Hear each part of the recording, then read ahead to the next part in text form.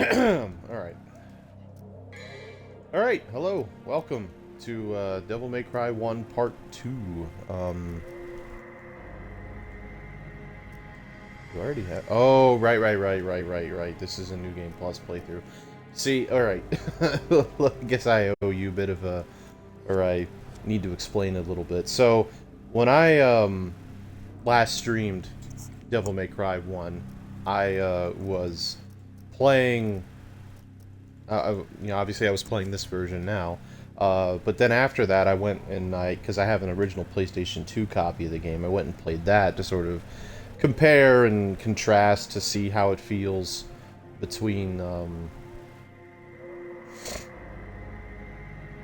the different versions of the game, like, how the 360 version compares to the original. And I'll say that or this isn't the 360, the Xbox One version. It is just the HD collection that was released on the 360, just, I guess it's upscaled for higher resolution. But in any event, so I just wanted to compare and contrast and see how all that worked. And yeah, it was different. Like, for me, I'm using an Xbox controller, so just for the sake of brevity, I'm going to use the PlayStation controls just to keep it, consistent. So with Devil May Cry 1 on the PlayStation 2, the circle button is attack. I think it's the X button that shoot, the Y, or the square button that shoot, the triangle button is jump, and I forget what X does. I think X is like interact, and on the Xbox controls, triangle is attack, B is check, X is shoot, and A is jump. And that's kind of how I've played Devil May Cry since I started playing the series. Like, I first played the series on the 360 HD collection release, because I never... Well, first of all, growing up, it was a game that my parents thought was too violent, so I didn't get to play it on the PlayStation 2, but when I was a teenager and was allowed to play more violent games, it finally released in like 2012 or something, so I played it then. And I didn't play Devil May Cry 1 initially, I played just Devil May Cry 3. But yeah, in any event. So yeah, that was just sort of comparing and contrasting the controls. And now, this is like a portent for things to come that's not great, is the swimming controls, which is a very not great thing. I wasn't too jazzed to see that on my first playthrough of this game.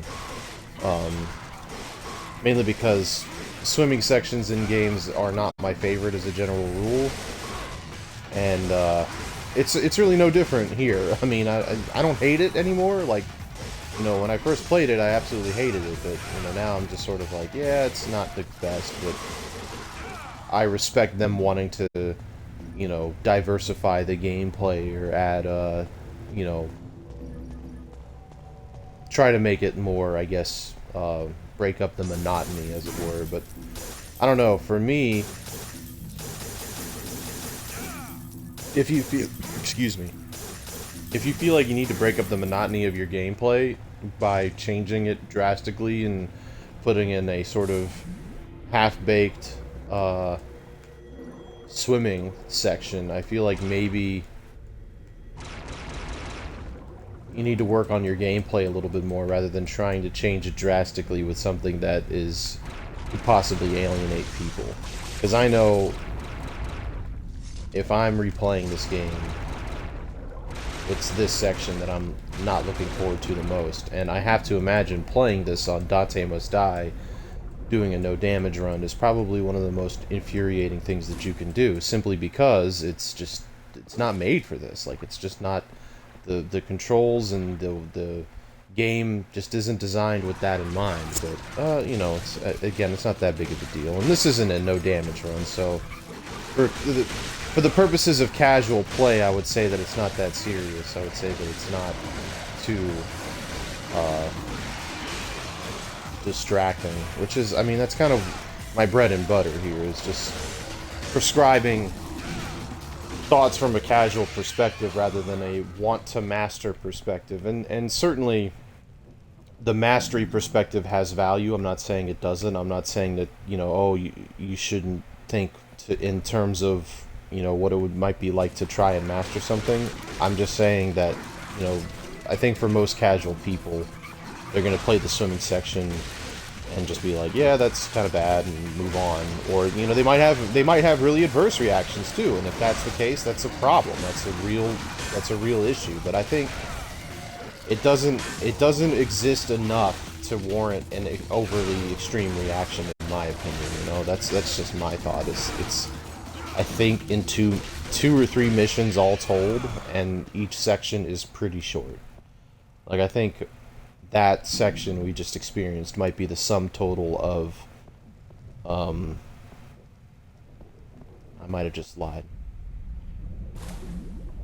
Yeah, I think we do have to go down here. I'm not really sure though. Like, it's been a while since I've played this, but the controls are weird. They have sort of flight controls where if you pull the left stick down, it looks up, and if you push it up, it looks down, which is, like, I'm fine with that. But it changes when you hit the RB button and you go to shoot. The left stick does forward, backward, left and right movement.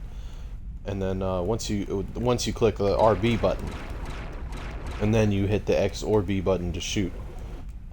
It's a strange control scheme. Like, I don't think it's straight up bad. It's an adjustment to get used to after playing the game a certain type of way the whole time,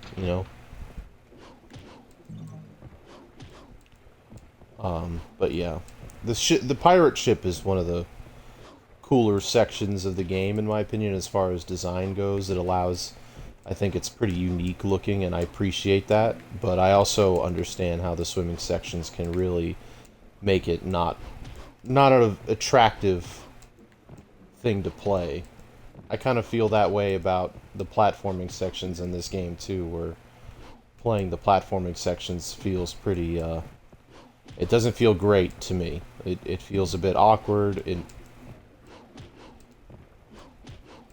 It just does not feel great.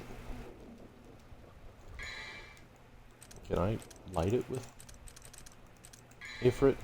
Nope, wrong one. Yeah, I know. No. Okay, I kind of figured you couldn't.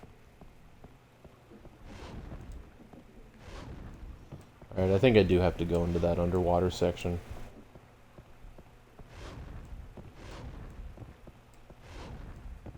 Started playing the Resident Evil 4, 5, and 6 Mercenaries mode recently, and really got into that, and I'm started a playthrough of Resi 4 on the hardest difficulty, or on Professional. I don't know if that is the hardest difficulty. I'm assuming it is. And that's been an interesting experience too, because both this game and that game were made at the same time, and just looking at the barrels on the deck of the ship just now sort of reminded me of it, and I don't know, like, I'm not saying, like, oh, they're connected, like, that's not what I'm saying. It's just, it's interesting that I was thinking about that just now, seeing barrels, because if you haven't played Resident Evil 4, sometimes a lot of the items that you can find, whether they're ammo, health pickups, or, currency, are found inside of barrels that you can break. Yeah, man, I don't know, like, it's interesting to play two games that were sort of connected, but also not. You know what I mean? Like, it's just an interesting kind of experience to play those two games, or play these two games. I had planned on beating this today, but I don't know if that's going to be possible. I'm kind of a bit lost at the moment.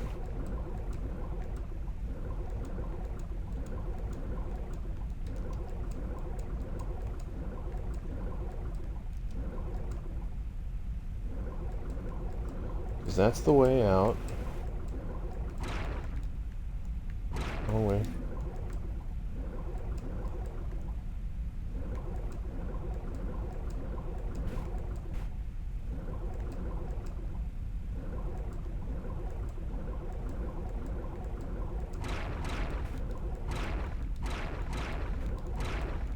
There's one of the secret missions that's all about the swimming stuff, and it is not fun at all. Hold on, I might need to go back to that door. Let's find out. What does the door with the sword say?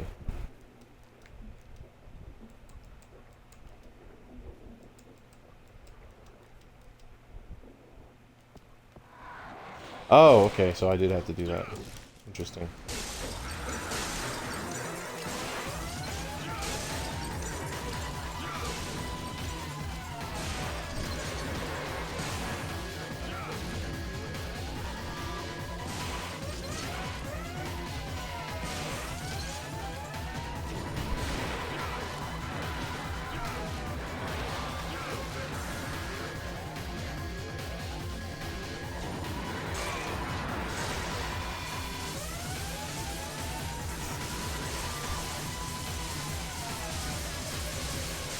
This is a pretty cool enemy design, but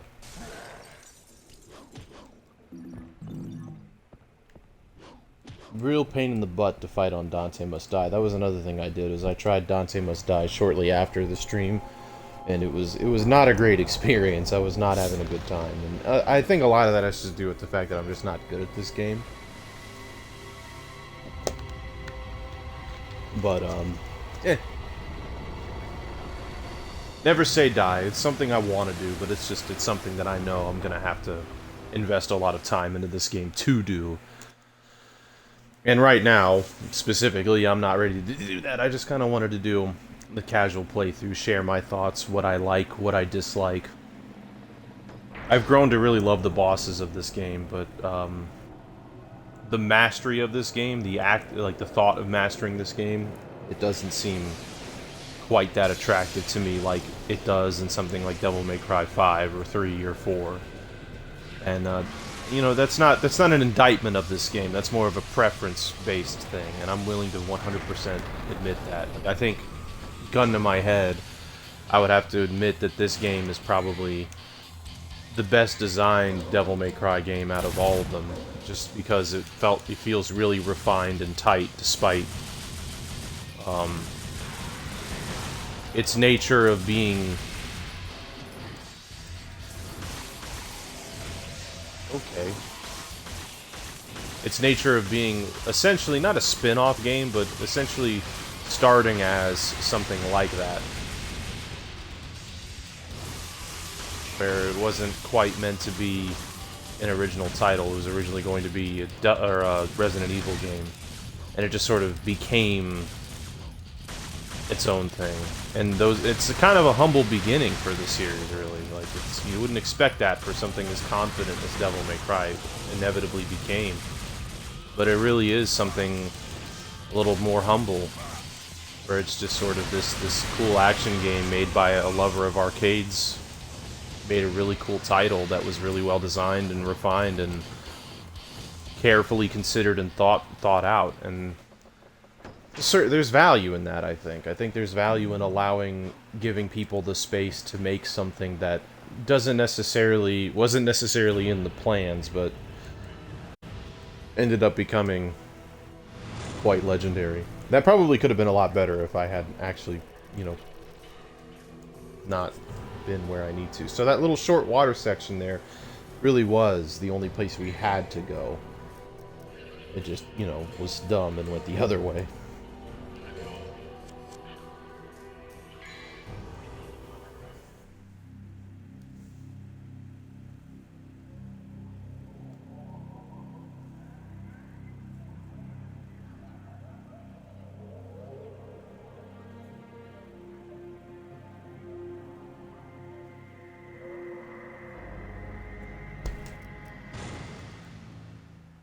But now I think we have to do a lot of underwater stuff here. But I'm not sure. I don't really remember.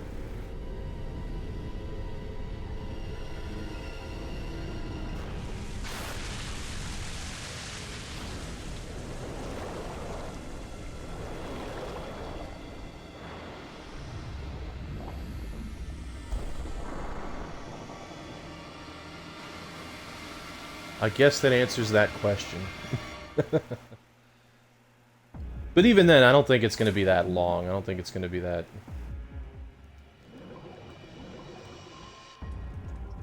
long in comparison. Hi there, buddy.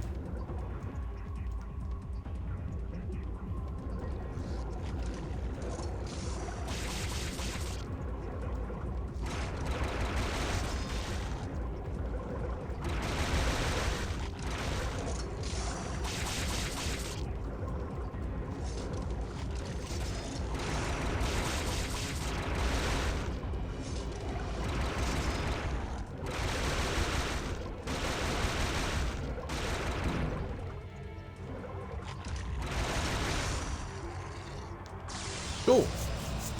It wasn't too bad.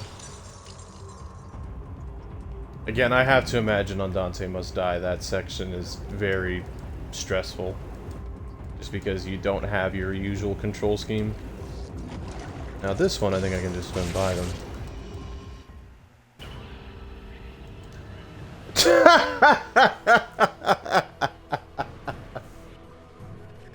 I forgot all about that. That's awesome. Good for you. Good for you. Devil May Cry 4, or 1.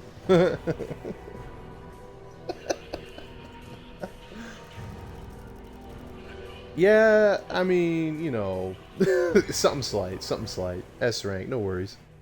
Can you believe I think I haven't. I think I managed to not get an S rank on that mission once. Like, that's how bad I am at this game. But it's like, I guess that's the point, right? Is that it's meant to feel a little bit overwhelming. It's meant to be like, oh, F, I'm stuck in this, you know, in this flooded out boat. What do I do? Where do I go? You know, you're meant to panic, I think. Really, but it's... You know, you just go the way you came in, you should be fine. I mean, you should be, you will be fine.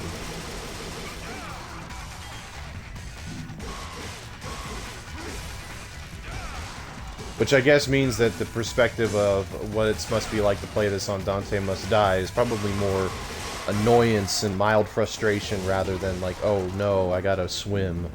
But again, I think there is one more section after that where you have to swim. Oh. Interesting.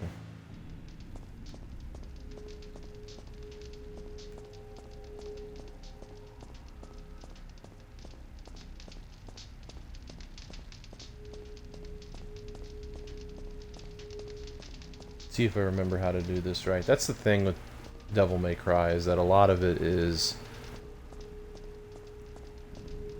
sort of not puzzle solving, more like peace finding and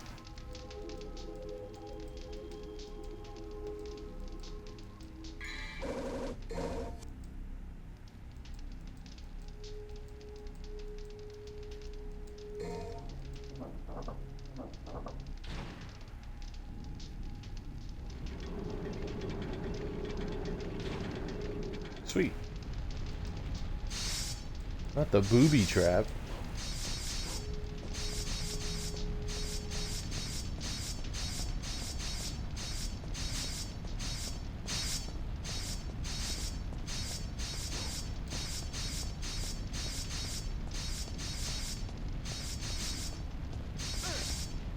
Oh man, I thought I missed it.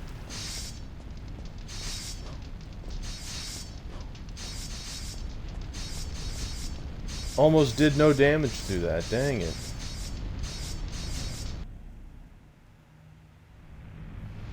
I think over here is where Blue Orb is. I'm not sure. Again, don't think for a second this is like comprehensive in any meaningful way. It really isn't.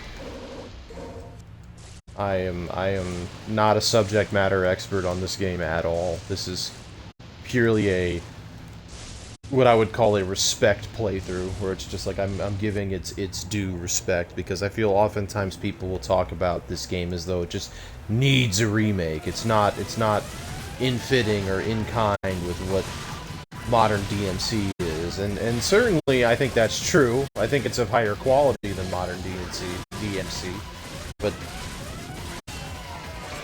so in that sense, I'll agree with those people, but I just don't think it needs one. I think it's fine. I think it serves its purpose of introducing action games to... Okay, thank you. Yeah, when all else fails, just use Devil Trigger to smoke people.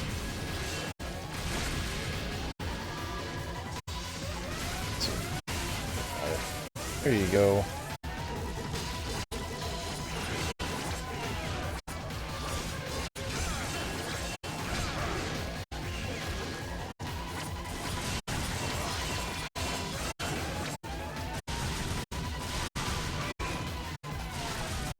I might die here. Do I need to fight these guys? I might not need to. If I don't have to, then I'm gonna run like a little girl. Ask me if I care. Oh! Oh, I... Yeah,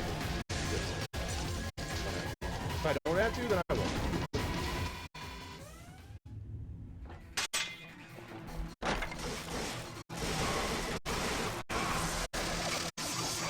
But you guys I will fight. Alright. Not what I wanted.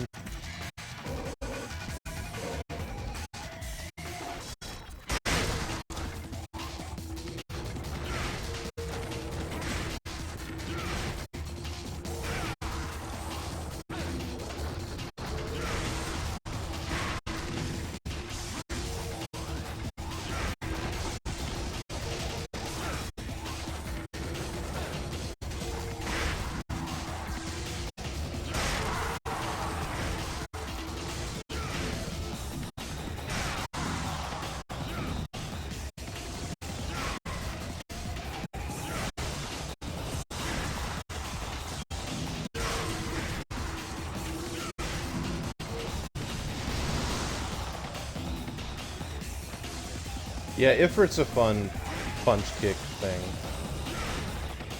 It's something that's sort of ubiquitous to Devil May Cry now. You can sort of expect that there will be a punching, kicking weapon in every Devil May Cry game. To the point where it's become so ubiquitous that in Devil May Cry 5, when you start playing as Dante, it's the first thing, like, it's the first non-sword devil arm that he has. It's just... he already has it. Like, normally you have to unlock these things, and that, I think I prefer it that way. I prefer you starting a game not knowing what weapons you have, or knowing that you'll at the very least get different weapons beside a sword, but not quite knowing which one it is, so that way when the punching, kicking weapon does show up, it's like, oh yeah, now it's Devil May Cry. You know, and that's, I think that's part of the appeal, is figuring that out, or not figuring that out, but finding that out.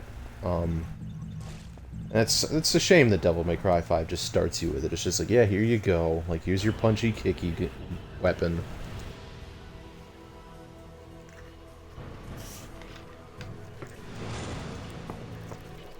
Not that great. That was just because of the shadow fight.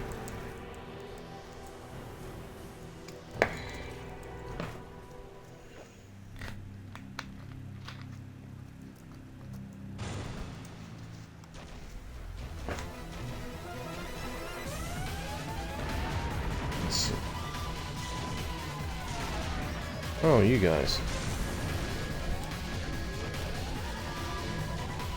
Now, in this section...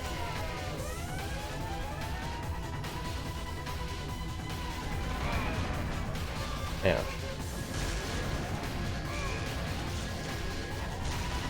Don't be a dick. I think we came from this way. Yeah, we did. It's, the baby phantoms I'm not too interested in fighting. Let's see, what do we got here?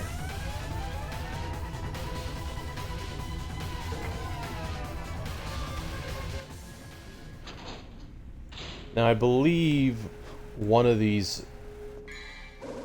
oh, interesting. One of these, sections has...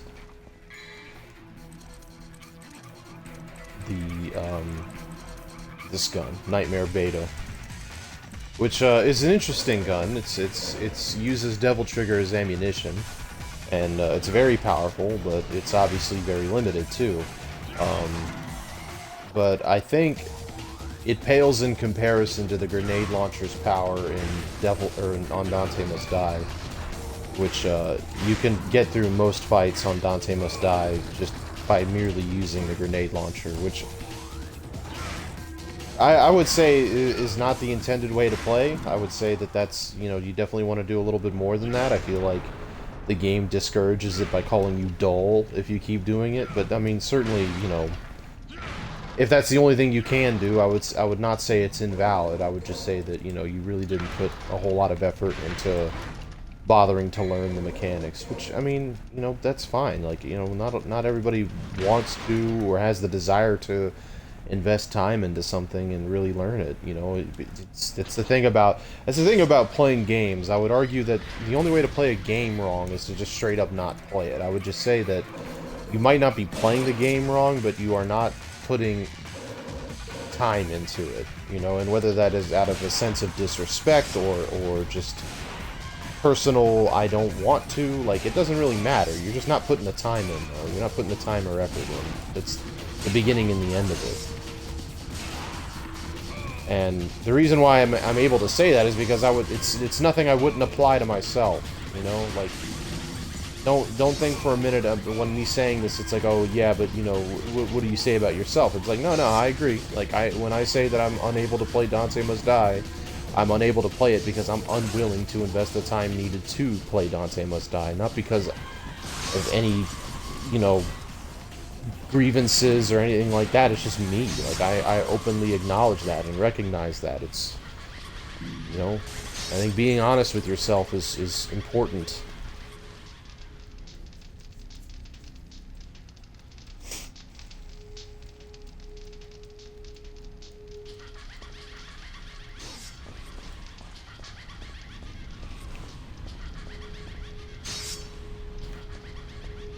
I love the Death Scissors. They're my favorite.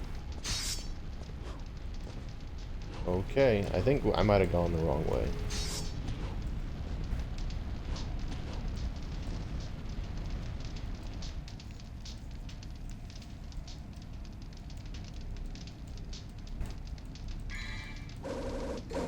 Okay.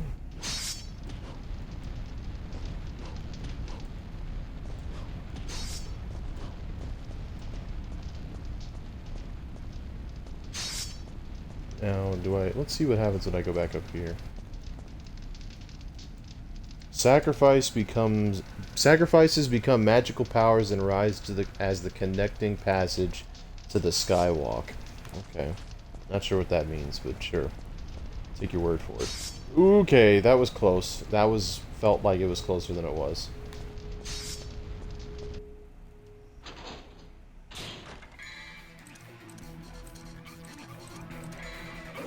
The only thing I would ever add to this game, like, there's quote-unquote quality of life changes that I think would improve this game significantly, and that would be on-the-fly weapon switching, which is very much possible now, and it's something that they've proven that they can go back and patch in stuff from older Devil May Cry games with the Switch release of Devil May Cry 3, which allows you to use every weapon and every weapon at once, or in one thing, without doing what's it called? Without menu usage. Because, alright, just going to Devil May Cry 3 real quick. In order to... You can do on-the-fly weapon switching in Devil May Cry 3. However, you can only do it with 2 of each. So, 2 guns, 2 swords, or 2 melee weapons. In Devil May Cry 3 on the Switch, you can switch between all of your available guns and swords at the same time, or on the fly. Like, you do not need to do anything different, really. You just have the on-the-fly weapon switching for every weapon available. And also, Devil May Cry 3 introduced the style system, which, you know, different styles allow you to do different things. So there's Trickster, Swordmaster, Gunslinger, and Royal Guard. And with Devil May Cry 3 on the PlayStation 2 and on almost every other version of it that isn't modded, you can only have one style equipped at a time. So you have to, before a mission starts, go to the menu, and I don't know what y'all are laughing about. Y'all are dead.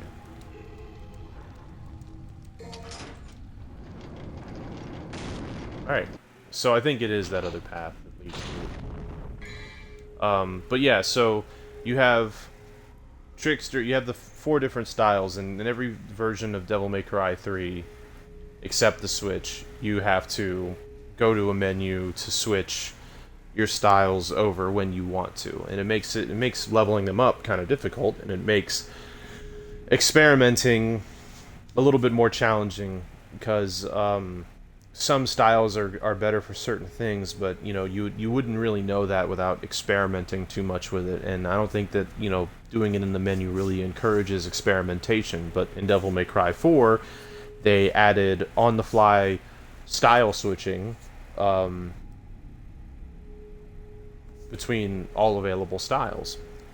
And then with the Switch version, on top of having on-fly weapon switching for all available weapons, they also allowed it for all available styles. So, some people say that that is the best way to play Devil May Cry 3. I don't know. I sort of stand in this zone of, like, I think that that's more player freedom, certainly, but I don't know if Devil May Cry 3 was designed for that in mind. Maybe I think that might trivialize it a little bit, but I don't know. Offer sacrifice to the Colosseum, it shall connect the path to the Wheel of Destiny.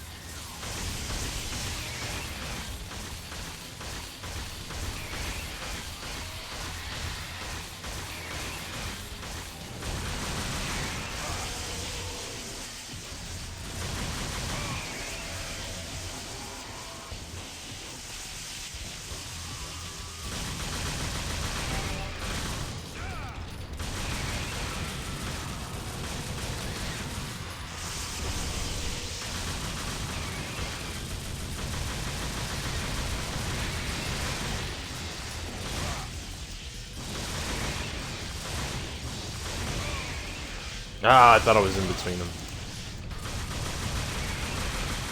I'm getting greedy. That's my biggest problem with playing action games, is I get very aggressive and greedy, and it does not pay in the end.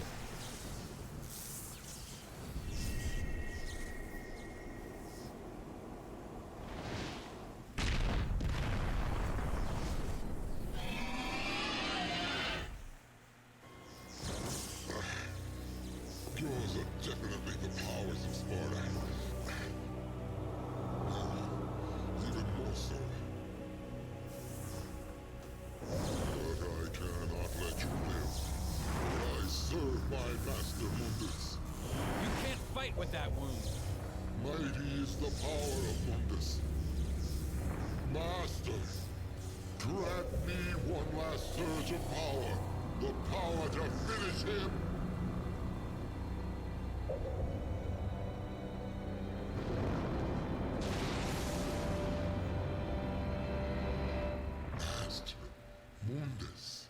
You have failed me. You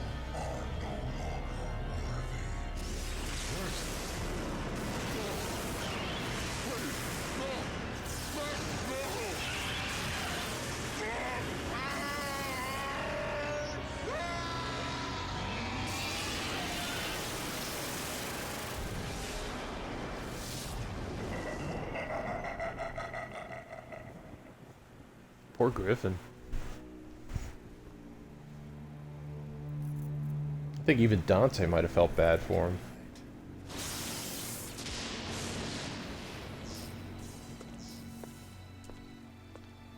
You beat him. Maybe it was too easy for you. Mundus. His heinous ways make me sick, killing even his own, like they were nothing. He's the one that took the life of my mother, my brother, Shirley. My mother used to always tell me that my father was a man who fought for the people. He had courage and a righteous heart. In the name of my father, I will kill Mundus.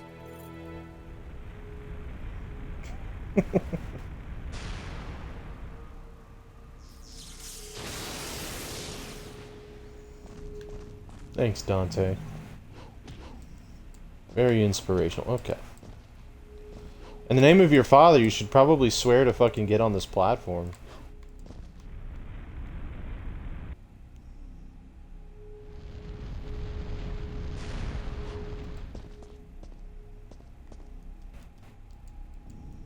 Oh, right. Yeah. We're going back to the... as the game puts it, the beginning land. B? B or C, that's my guess.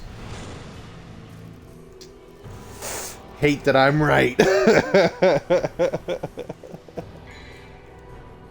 Like I said, I'm not very good at these games. Alright. Yeah. This is where the game gets freaky deaky.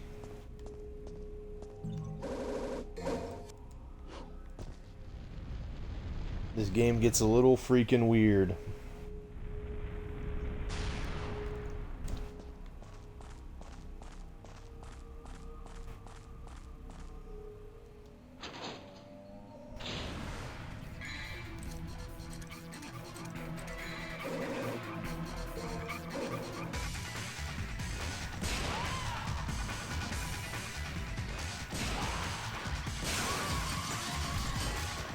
I can't tell what the difference between using the B shot and the X shot is. I feel like sometimes the B shot is more powerful, but I don't know how much of that is just my mind. You know what I mean? Like, just one of those weird things that, like, I can't help but feel like this is more powerful. But they're the same. Like, they gotta be the same, right? They wouldn't make one arbitrarily more powerful than the other. I mean...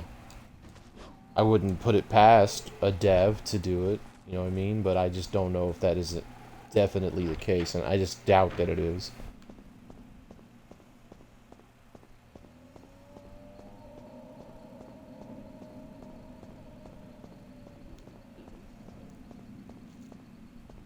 This, in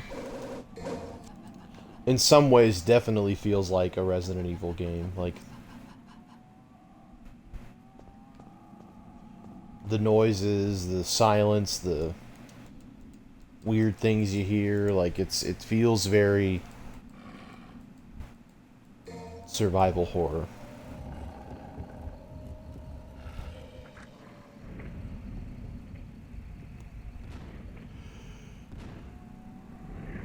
I think oftentimes leaving the player with that silence is enough to be scary. I think a lot of modern horror games, especially, I think, modern Resident Evil, really loves to shove the scary things in your face, rather than just letting an atmosphere be scary. You know what I mean? Like, whatever fear, whatever chills you might get from this section right here are yours. And you might get none. You might be like me, where it's just like... Sorry. You might be like me, where it's just like, yeah, this is spooky, but, like, I'm not really scared, you know? I think, for me, what bothers me isn't necessarily the scary thing on screen, it's the anticipation of being startled. You know, that's what I don't like. I don't like jump scares. I feel like they're cheap. I feel like they're cheating, and just shoving something scary in my face I don't think is particularly creative, but it seems to be something that people rely on, and I mean, you know, whatever, to each their own. You're allowed to make whatever you want, I suppose.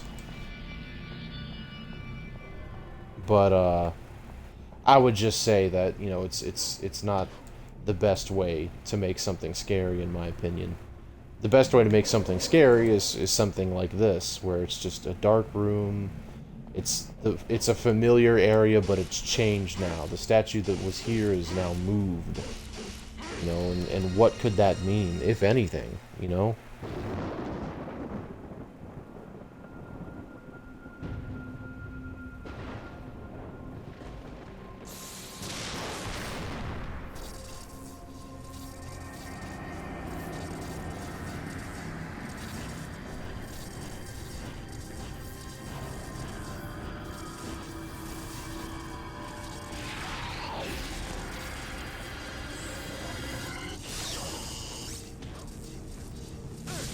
Now, this is one of those enemies that makes me think. And I think Matthew Matos had the same thought. That,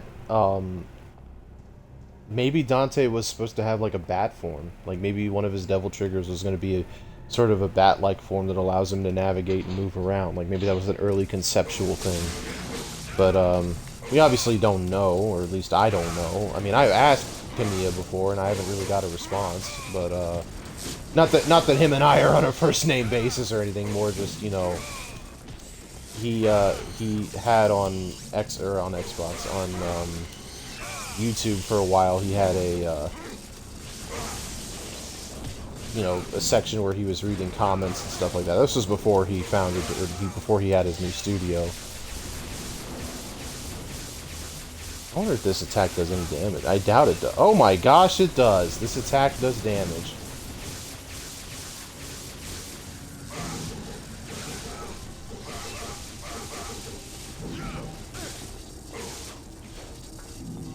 Yeah, fighting these enemies is a bit of a pain because of how they split.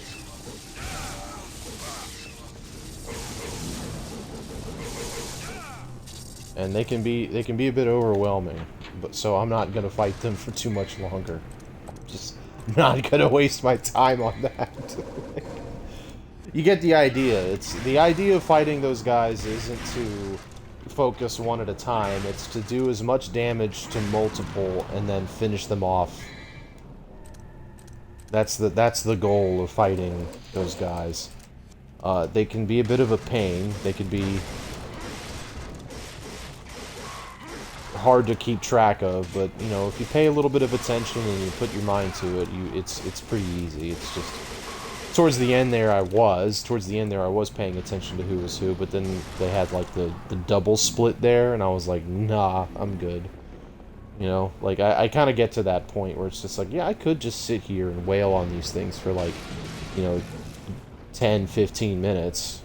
You know, not that it would have taken that long, but you know what I mean. Like I could have sat there and wailed on them for 2 or 3 minutes, but like I think you get it. Like I think you understand what the goal here is. And there's sort of an indication of the enemy you'll be fighting here in this room.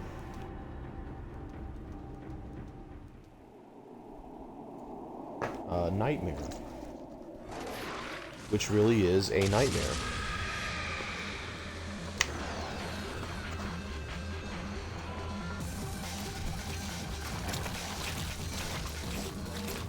Now, if I recall right, this boss is a bit of a trick boss, where the regular means to fight him aren't, oh gosh. Yeah, so the only way to do damage to this guy is by attacking these crystals. And you can destroy these crystals in the fight, but if you do so, they'll come back much stronger later, which means that playing this boss on Dante Must Die, the goal should be to do as much damage as you can, but not enough to break a crystal, because you don't want to invariably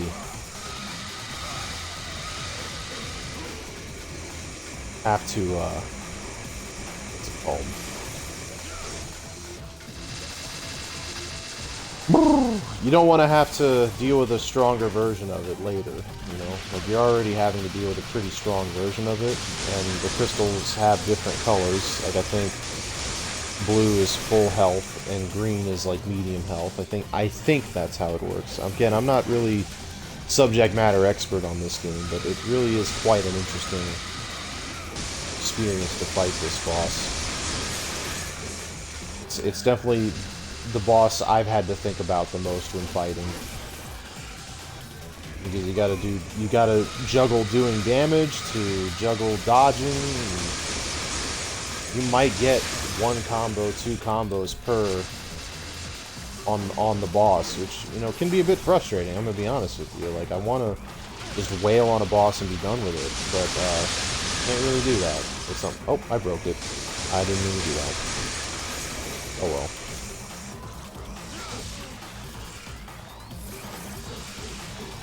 Nope. Dante, please.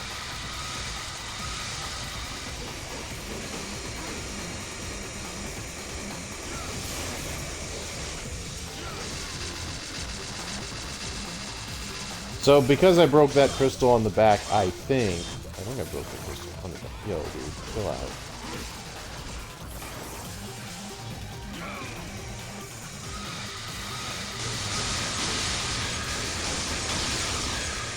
Alright.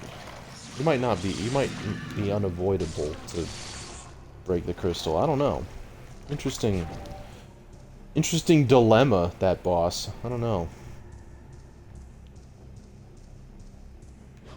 I think we go out to here now. I'm not sure.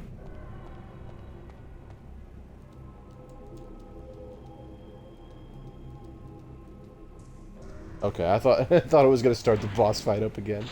Like, no! Don't make me do it. Yeah, so that's the oh wait, I already have one. Okay, cool. So instead of alright, Dante.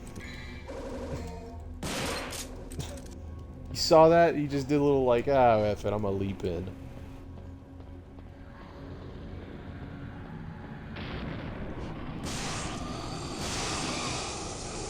I was about to comment that, like, oh man, at least these skulls drop health orbs.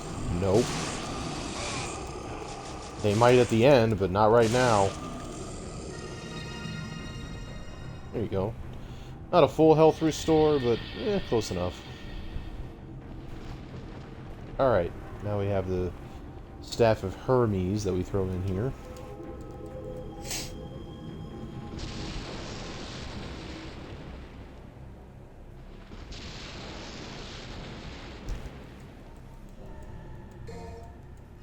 Yeah, why not?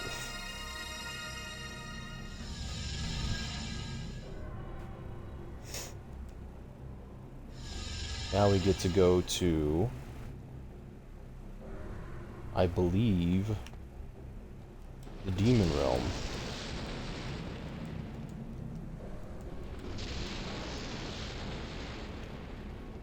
Can I jump in? Am I right, or did I pick the heart of the cards? Oh, that's a B rank. Okay. Copy that. What are we now? Mission 17? Yeah. We're close. I think 22 is the last one.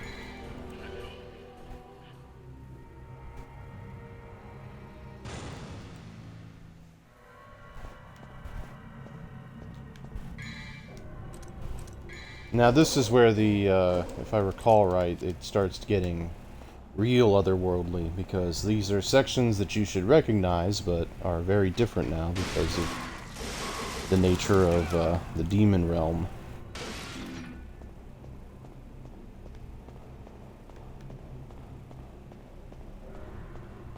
Now, I want to know if the Shaking Tree is, here.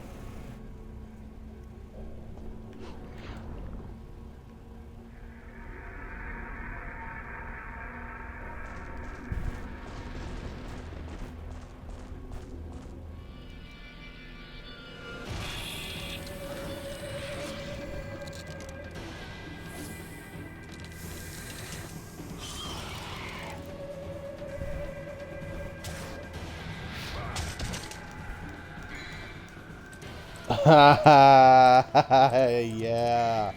I think these are the enemies that destroy no damage runs. Because of that, like, dodge you can't do. I'm not saying you can't do it, but, like, that dodge is difficult to do.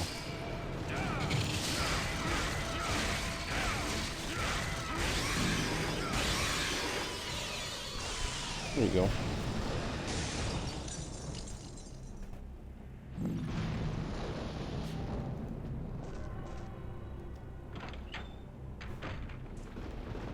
Yeah, this right here, this window with the shaking tree wav or whatever the hell it is, creepy as hell on PlayStation 2 on a CRT. It looks real. I mean, obviously the game looks better in general on the CRT, I think, because I think a lot of the limitations were designed with that in mind. But this in particular looks like it's a real place that's gonna come and get you. And, oh god, I don't know why that scared me. Or startled me. That was, I just don't know why. I was looking at the painting, or looking at the tree, and the puppet startled me. F. Yo, don't get scared, guys. Wait, what? Hold on, hold on, wait a minute. No, hold on. This is video games, I'm sorry. Show the gem with the moonlight. Cool, thanks for that.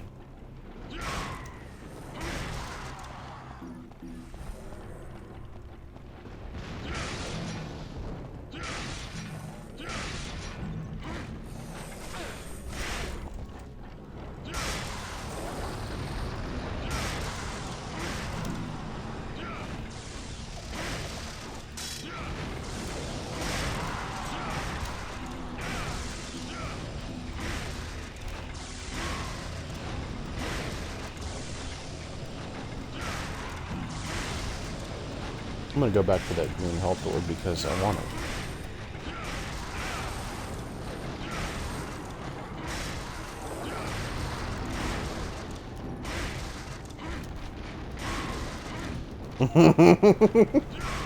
You can just spam that kick. It's so awesome. I love Ifrit. It really is like a lot of fun. I don't know quite how it would work. It feels like a single enemy engagement kind of thing, but I was just using it for multiple enemies. I don't know. I just like it for the puppets, I guess. Alright, so...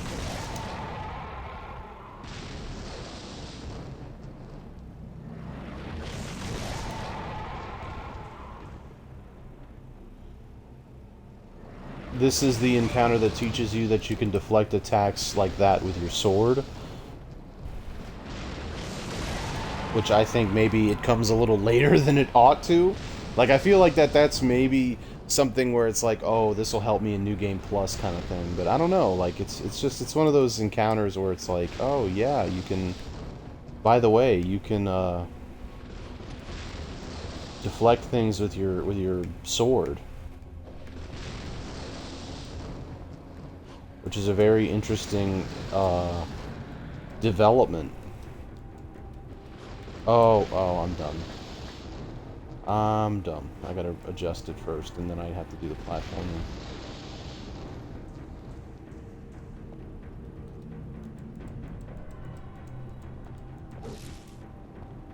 So, how can it be? Oh.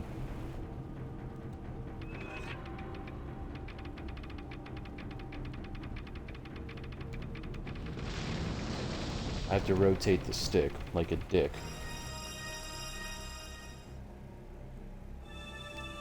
Here you go. Orb of Moonlight, let's go. We're moving along. We are moving along. This game really is short. Like, I mean, in comparison to other... Thank you. In comparison to other 3D Dante.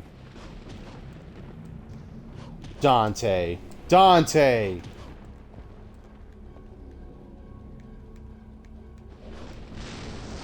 I am just bad. Like, this is me. This is not the game's fault. This is 100% just me being bad. Alright, now that that nightmare is over.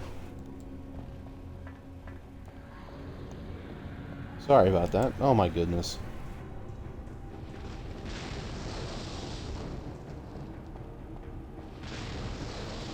Kind of makes me wonder how this game would look with fully pre-rendered backgrounds, you know? I mean, it'd probably be very ugly trying to get these models to look natural combating against them, but I mean, you know, Onimusha had pre-rendered backgrounds and that was on the PlayStation 2, so I don't know.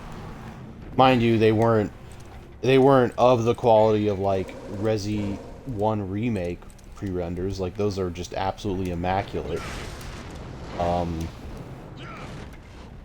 But I don't know. I feel like there's some potential for an action game like Devil May Cry with pre-rendered backgrounds and fixed cameras, but I don't think we're gonna have that much anymore. I think we're getting the kind of cameras work from like Devil May Cry 5 and stuff from now on, which is more over the shoulder, that zooms out. Oh! I didn't think this was until the next mission. But that's fine. This is fine.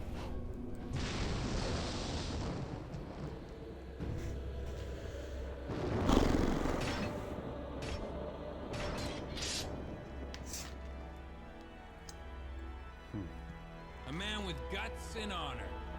I like that. But it's a shame you serve Mundus.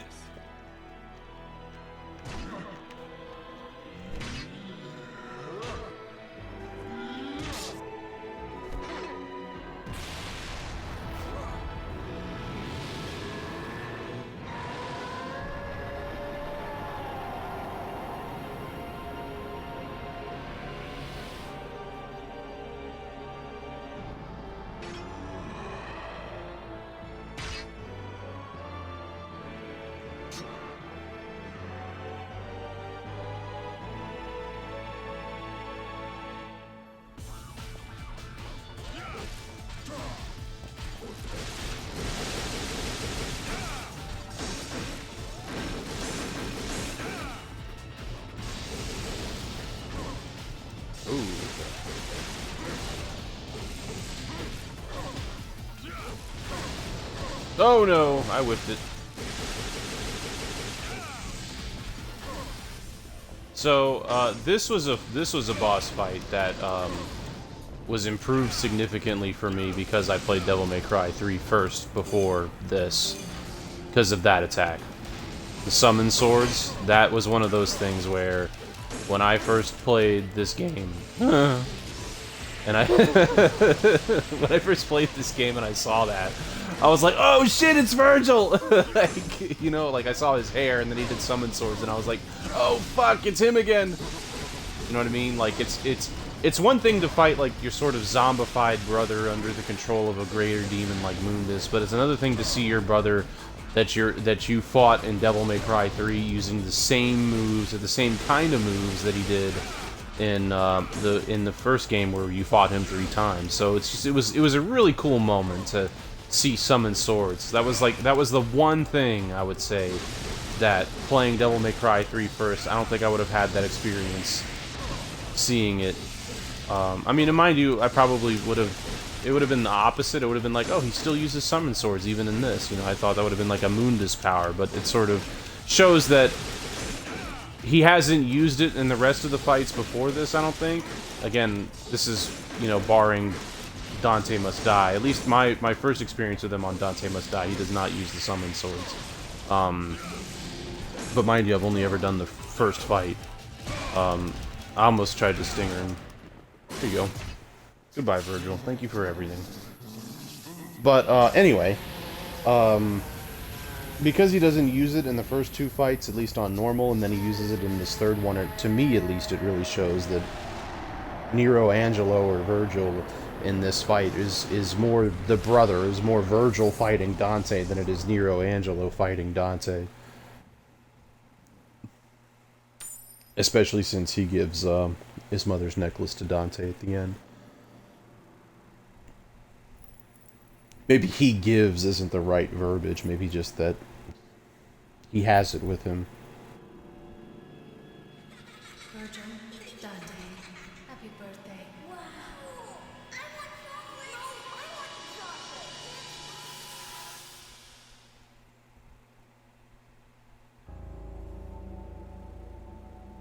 Trish, Virgil has been defeated.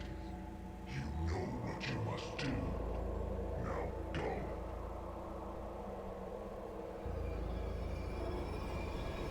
Yes, master.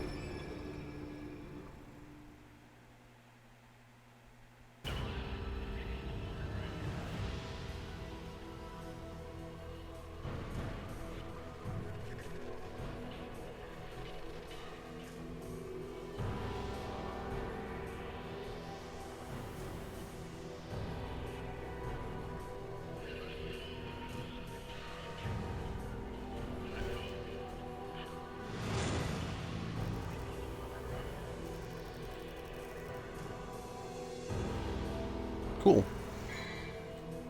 I think the next fight is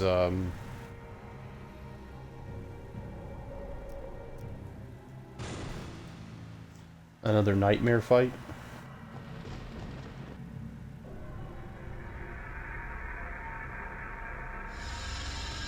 But yeah, in that moment, that's when you unlock Sparta, because you have the two stone, or the two what's it called? The two necklaces. Yep, here's our swimming section again. Told you we had like one more. I don't know if this is for sure the last one, but it's certainly either the last or second to last. Damn, it glitched out.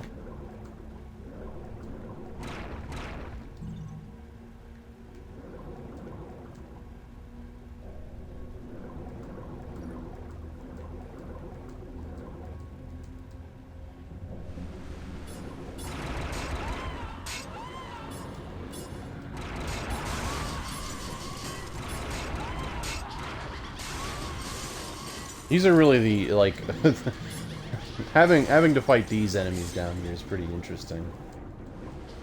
Just because of how well they fit the water in comparison to any other enemy. Like, you couldn't fight puppets down here. It really had to be the lizard guys and these ladies. Maybe the frozen guys too that you fight. But I don't know. I don't know.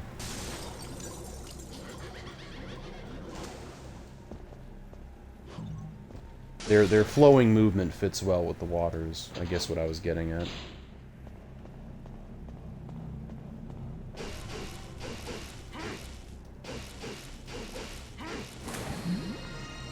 Okay.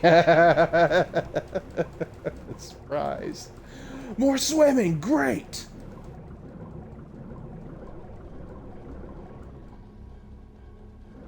But I think, yeah. It's a temporary thing. Forgot all about that. I remembered at the very end, I'm like, wait, isn't this on a timer? Like, that's what I was thinking. I was like, I thought this was on a timer.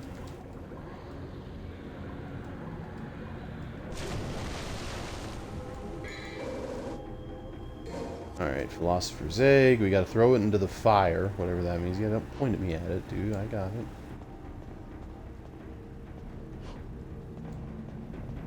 Long jump. That he decides to do sometimes. It's very fun to see when and where he decides to do the long jump. Yeah, I think we throw it in here.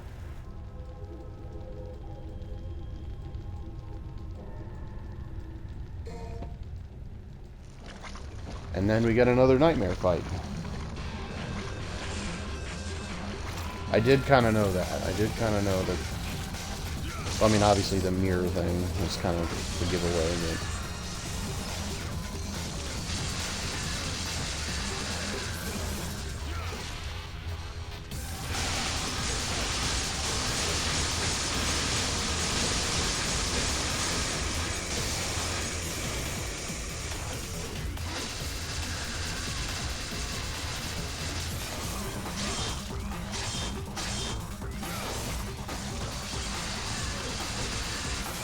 Nope.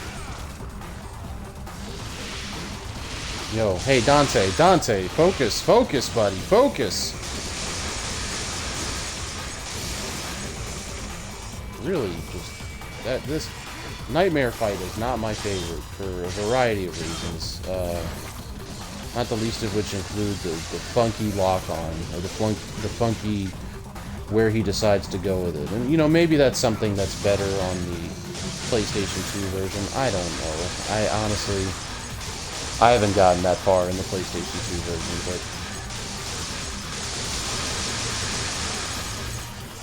maybe it is, maybe it isn't.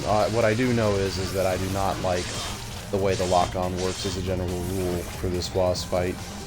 Both the auto lock and the hard lock. So it feels very inconsistent. But thankfully on normal he ain't that bad. He's just kind of mildly annoying. Can I get my egg back?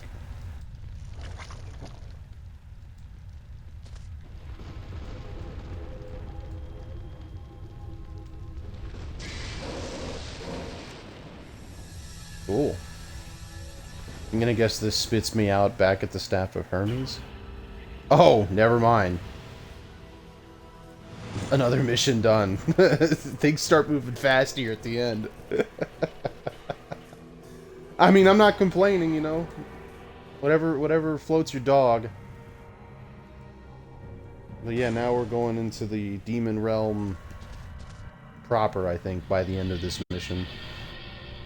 And then I think we have another Nightmare fight. And then I think we have the end of the game, which is sort of a gauntlet, if I recall right. The last Nightmare fight, I think, is the one where he teleports you to other bosses, and you have to fight the repeats, which consists of, like, and they're all weaker versions. It's like, when I heard initially that you fought the other bosses in the last Nightmare fight, I was like, bro, I can barely fight one of the bosses, you know, alone. What do you mean I have to fight the boss in the middle of the boss? You know, that's malarkey. I will not stand for this.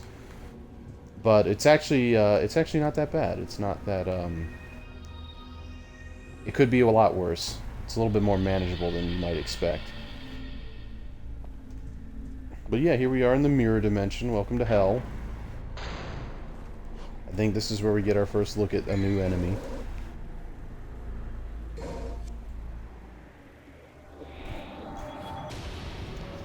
Yep, nobody.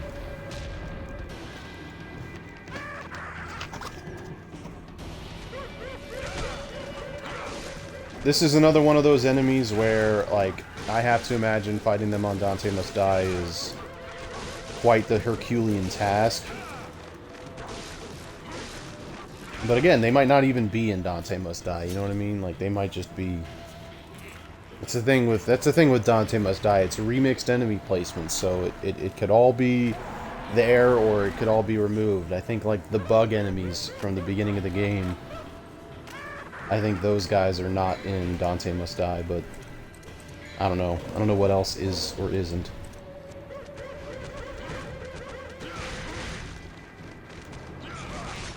My main goal is to get to a point where I'm on Dante Must Die and I'm able to do stuff like this.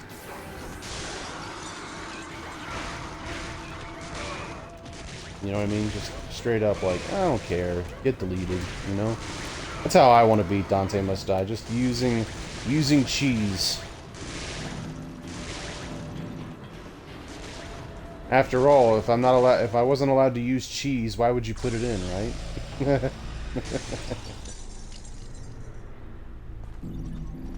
Don't worry, though. I'm not going to do that every time I have to fight nobodies. It's just, you know, something funny I wanted to show.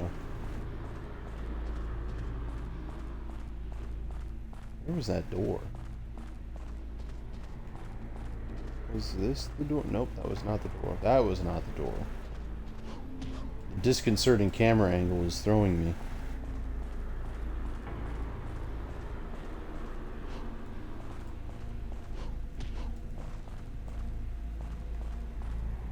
That is a blue orb that is I think is very hard to get. I don't think you can just fly over there and grab it. I don't know. I think that was the blue orb, though. I don't know.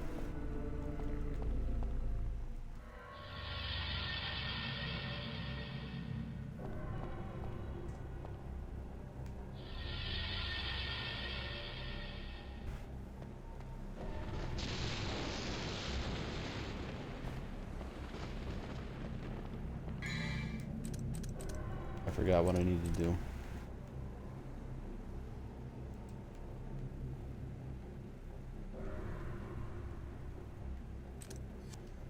I now know what I need to do. I forgot all about that. This is what I was trying to do earlier when I fell into the fucking skull pit. Taunt the bridge, get no DT back. I didn't expect to.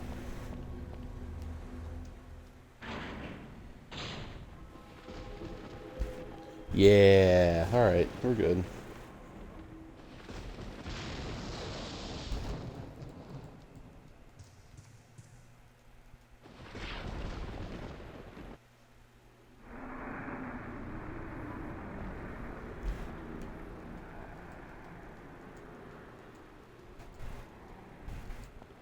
You have it, though. Oh, I need to put it right there.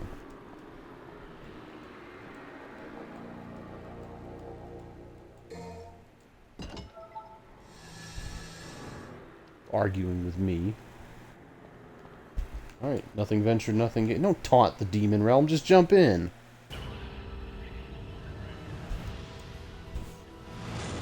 Another short mission.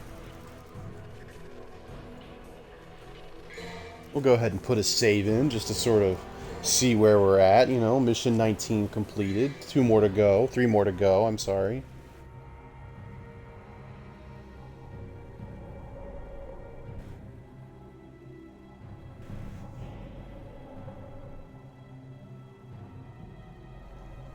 Oh, there's a chatter. Hello. Sorry, I did not see it. If you're not there anymore, then I apologize for missing it.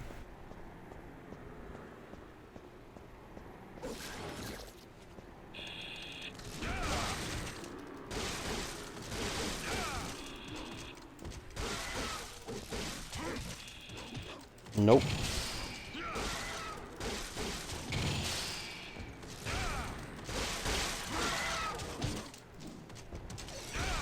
Now, I think these guys can... Ow. I think these guys have the ability to put themselves in crystals to heal themselves, but I'm not really sure.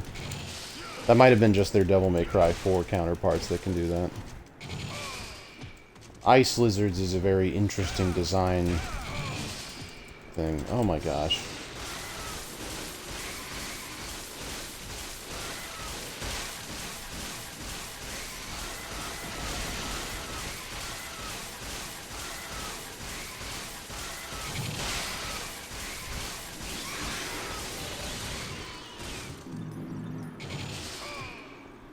You are very mean.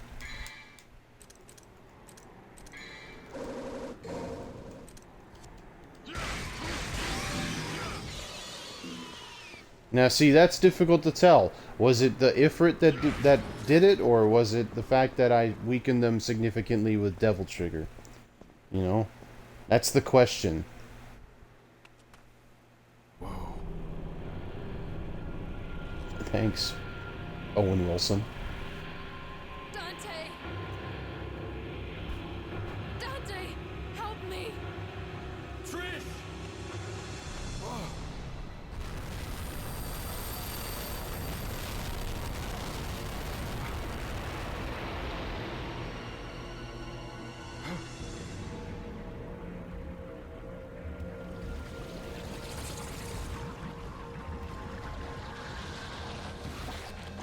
Trish, stay back!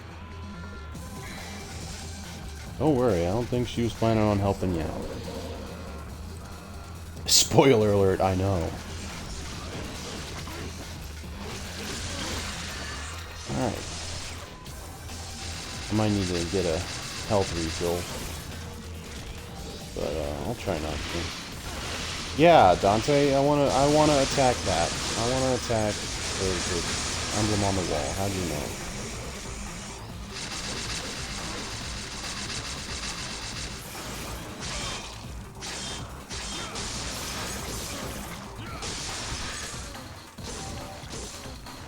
Where are Dante? You gotta help me help you, buddy.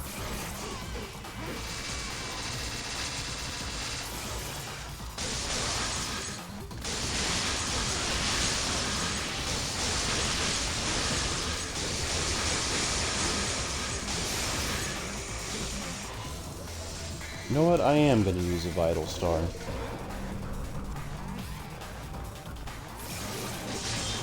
No, I've never, you know, where I hold the stick, it would be awesome if you attacked that way. You know what I mean? Instead of deciding where you want to attack based on your mood or, you know, the alignment of the sun or whatever funky ass determination you've got, I'd really appreciate it if it was based on my direction or the lock-on. See, that thing that just popped up, that's what takes you to other boss fights, which I think does intermittent, or does health damage to the boss itself, to Nightmare itself, but doesn't make it any less unattractive to try and do. But I honestly, this fight in general, it's a brain buster for me. It's very kind of difficult to tell where things are, and it's just not an overall attractive fight because you're kind of stuck playing this guessing game of predicting its attacks, which I'm not generally good at. Maybe part of it isn't prediction. Maybe part of it is also, you know, pattern recognition.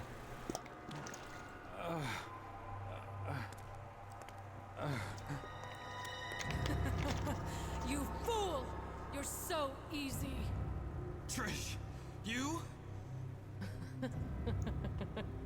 Humans. What sweets. You should know better than to trust a stranger. Your presence has become a hindrance to my master's bloody scheme. Now die! Oh shit.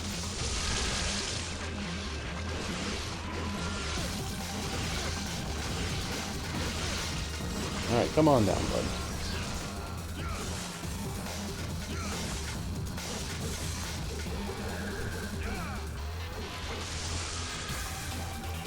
Thank you, game.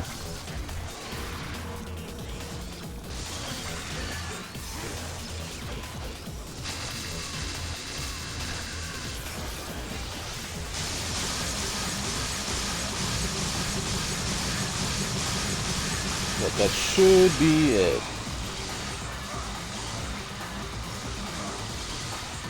Hello? Oh.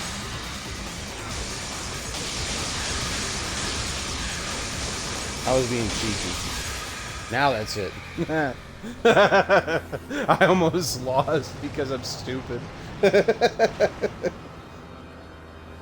Not proud of it or anything, just more pointing it out.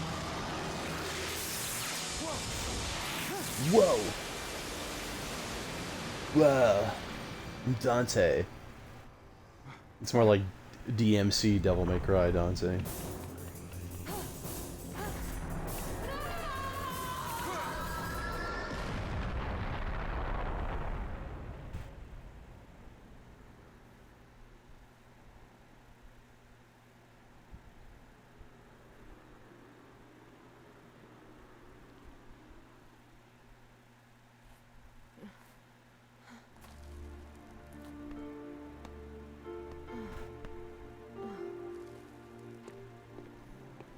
Dante! Dante, why did you save my life?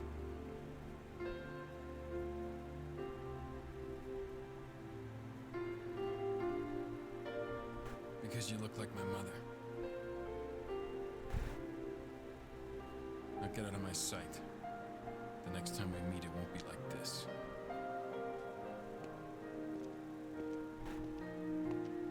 Dante! Don't come any closer, you devil! You may look like my mother, but you're nowhere close to her. You have no soul. You have the face, but you'll never have her fire.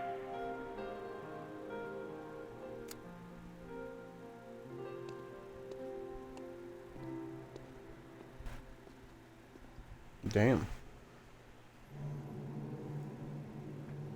You two have failed me, Trish. You know the rules. That's mission 20? Yeah. D, because I had to use a vital star. Yeah, Nightmare is definitely not my favorite boss fight. See, this is like, this end of the game is the reason why I would never, or I will never, Dante Must Die this game, or I don't think I'll ever do this on Dante Must Die. Because, A, I'm just not good enough, you know? Like, I'm really just not good enough. Like, I don't have the desire to want to master this game to get to a point where I'm like, yeah, I can handle all that. Because Nightmare alone on normal is enough to really challenge me personally. And, I don't even think he's particularly that difficult. It's just that, like, I just don't have the brain for it. Like, I really don't.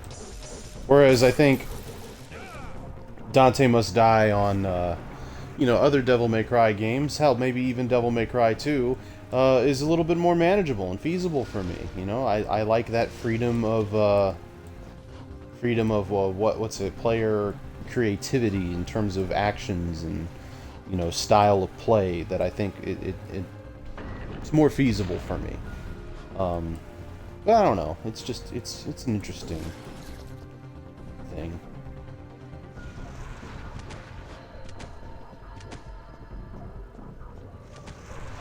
But if I recall, this mission's a pretty long one.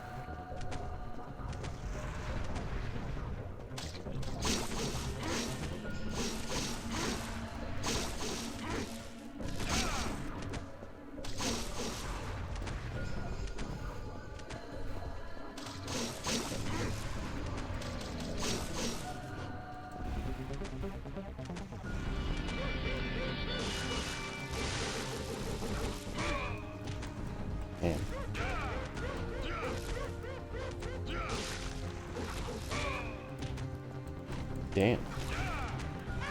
You did not just try to drop kick me 3 times in a row, you goober.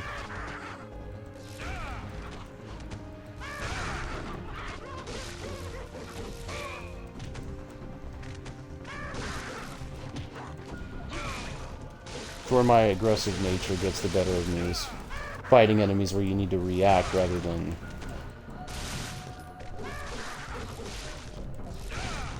pressure.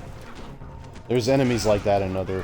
One of my favorite enemies in the entirety of the Devil May Cry series is the Furies from... I think they're called the Furies. It's the red lizard enemies from Devil May Cry 5. They're my favorite enemy to fight in all of Devil May Cry because, first of all, they're really powerful, you know, in terms of the damage they do. They're really quick, and it feels like a duel every time you fight them. And it's a genuine treat to try and fight those guys and to try and make it a real deal duel. And I look forward to it every time I fight them, specifically because every time I have, it's been a really engaging experience. And it's those fights alone that make me want to go back and play Devil May Cry 5, you know? Like, I had a really good fight between one of them on I think it was a Dante Must Die playthrough. That it was just a lot of fun. Like, and I have the clip somewhere. I might put it up on YouTube or something. I don't know. All right, game.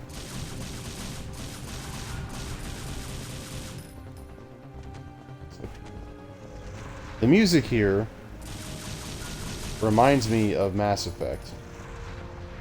There's like this subtle synth thrumming that's happening in the background. I don't even know if that's the right word, but it's just like this synth sound in the back of this song, of this track, that sounds just very Mass Effect. And I mean, obviously this was made 5 years, 6 years before Mass Effect, so I'm not saying... The reason why I associate it with Mass Effect rather than I associate Mass Effect music with this is because I played Mass Effect first.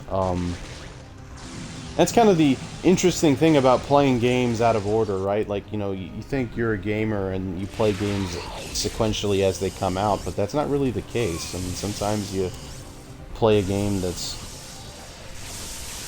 out years after one you might grow to like more, because I wouldn't ever dare say Mass Effect, I like Mass Effect more than this. In fact, I think it's, like, I don't. I like this a lot more than I like Mass Effect. I even like this specific Devil May Cry more than I like Mass Effect, but just because I played Mass Effect first is all it means, I guess. I don't know, I'm just yapping.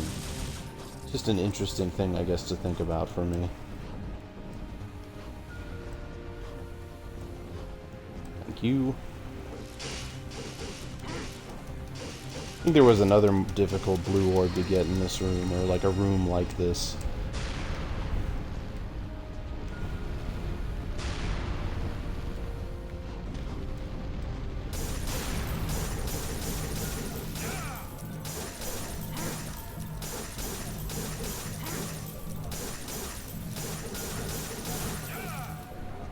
One of my, this is something I think that's just in this Devil May Cry, but not in any others, is how there's two different pause combos for your sword.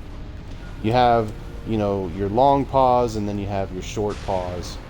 And the short pause is probably the harder one to get out. I think it's this one. Nope, that's the long one. That one. That's like a short pause. And then you have your long pause, which is that one. And it's interesting that, like, no other, I don't think, I could be wrong, but I don't think any other Devil May Cry has things like that. Again, there's Devil May Cry is one of those games where every time I play it, I feel like I'm discovering something new, and that's definitely part of the appeal. That's part of the reason why I love playing them so much, is because I love that feeling of going back to a game and seeing something that I hadn't seen before, or experiencing something that I hadn't seen before. Like, a good RPG will do that, you know? A good action game will do that. Resident Evil 6 is one of those games where it's like, every time you play it, you discover something new. Or maybe rediscover something you'd forgotten. But I think now we're in the very end of the game. This is, I think, the last mission.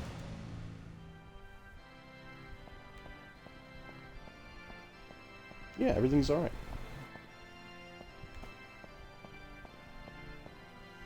How you doing? Again, I must face a Sparta. Strange fate, isn't it?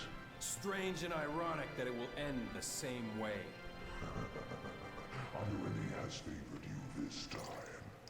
Look, there.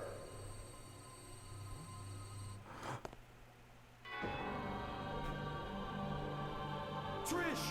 Don't even think about it. Blink. She dies. You!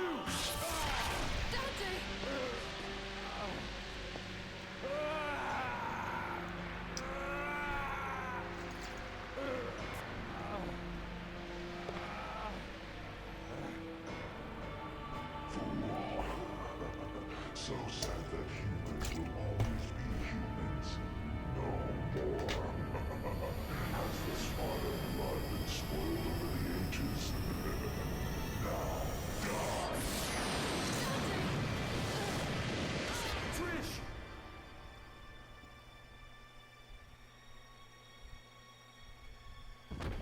Trish! No! Useless scum. Failure is one thing, but taking an odd behavior like that. What is the matter? It is time to end your pitiful life.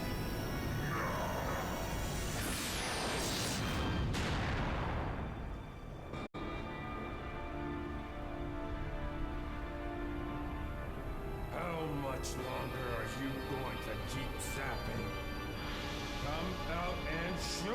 yourself, Mundus.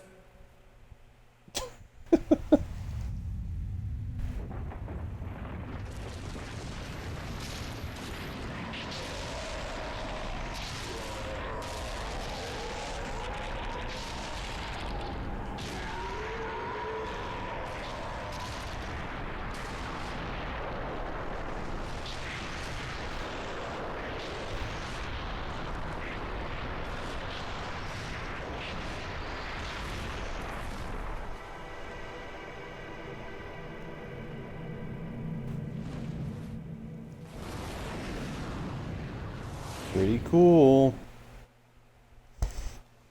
Alright, you like Space Harrier? Those eyes. Deep in them, I see the same light as in Sparda's eyes. Why my mother? That useless being. If you need a mother, I can create it. As many as you want. Just like I created Trish. Silence!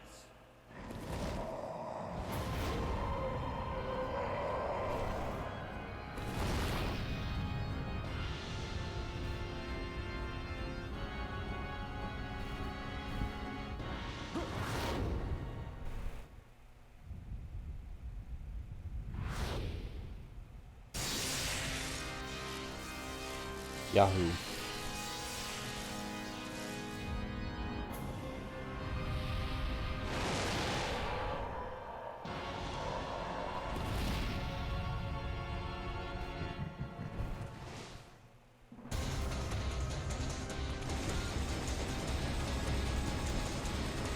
Yeah, so, if you played Space Harrier, you'll,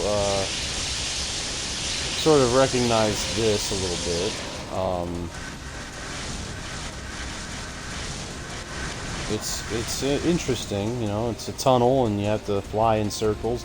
That's the Space Harrier method, by the way, is if you want to avoid attacks, just fly in circles. It's the easiest way to avoid damage. Now, it doesn't help with your ability to move and destroy the things you need to destroy, but it helps you with avoiding damage, which I guess is important.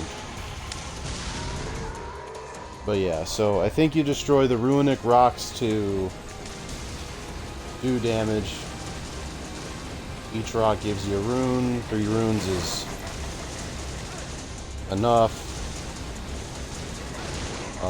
Yeah, this is an interesting boss fight because it's just not the game. Like, it's just not the game up to this point, you know.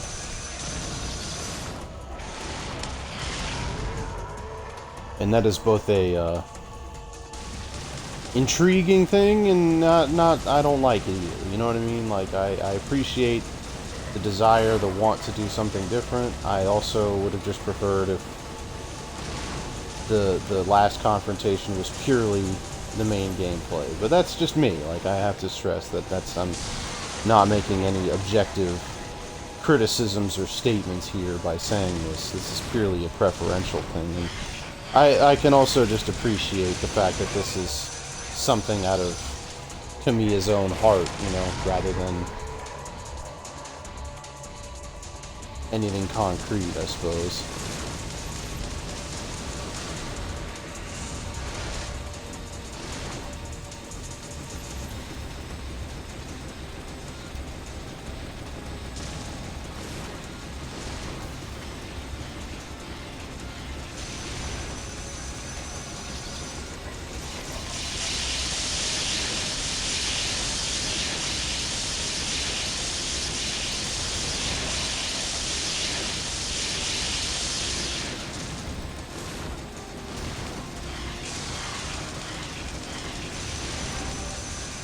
Okay, that was close.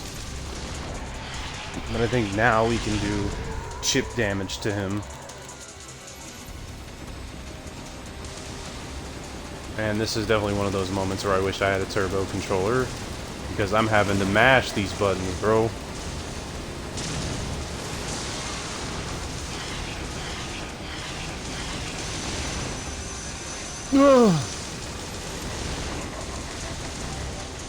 Okay, I think I got him. I think I got him. Yeah! Alright, Form 1 done. Ouch.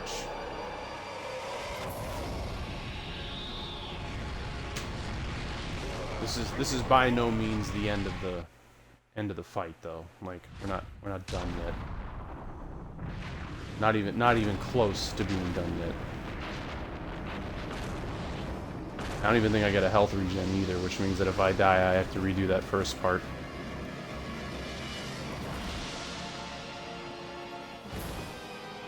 Excuse me.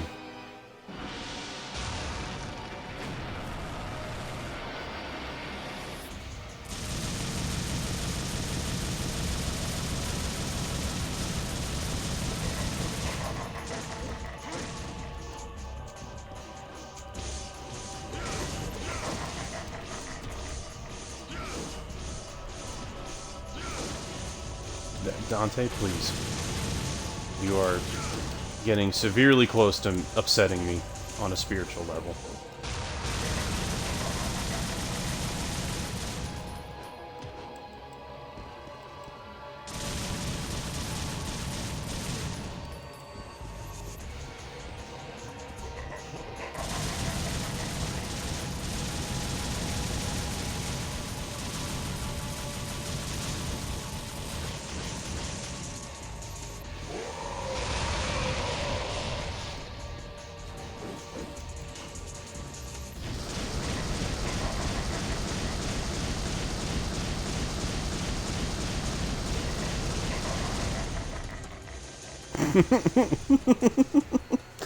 I can't do it, you know.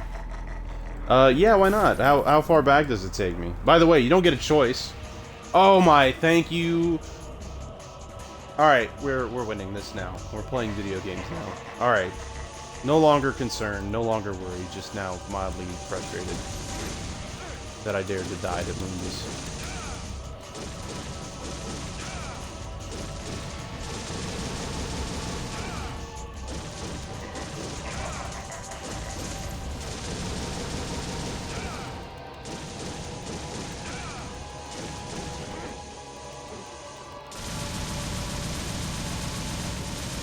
Now, I kind of want to beat him in human form just to prove a point, but I doubt I'll be able to.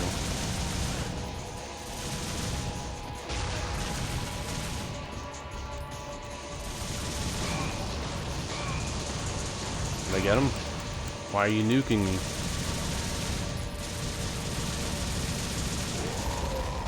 Got him. And what a boss fight he was, you know?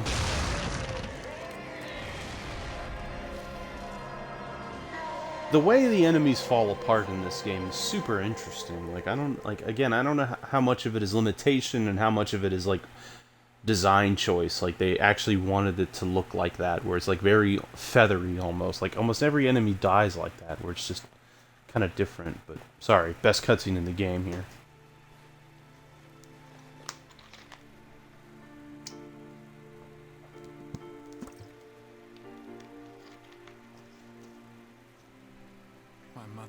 Her life for me, and now you too.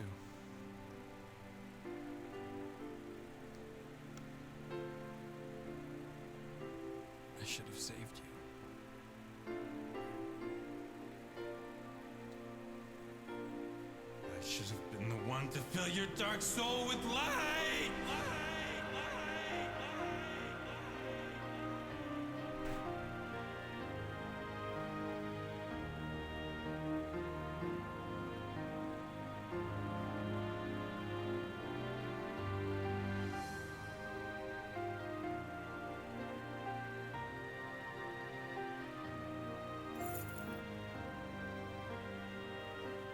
This was my mother's.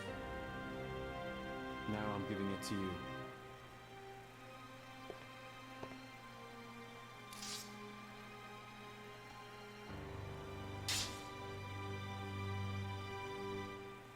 My father's also here now.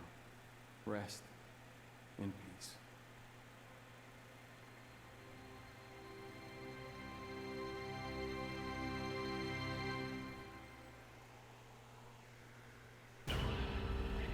Alright. There's that.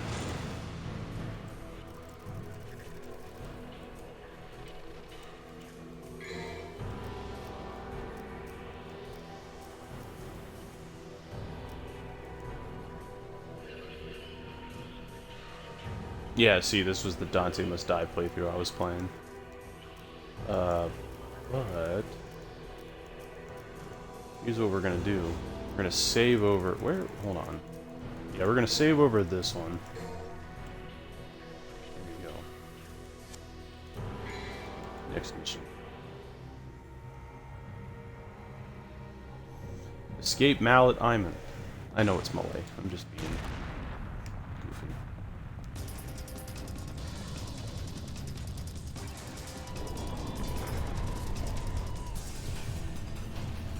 Alright, Dante. You got 5 minutes to make it to the place.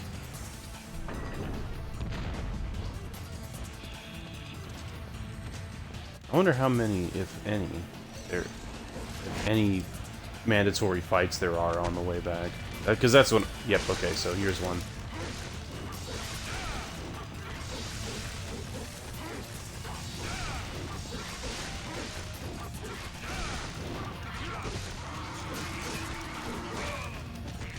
I'm gonna try to get through it as fast as I can, because, I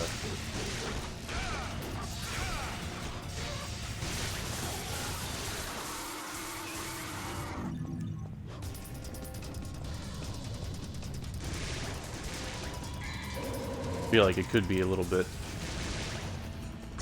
Oh, hold on. Gotta wait for them to die anyway, so might as well pick up some stuff, you know what I mean?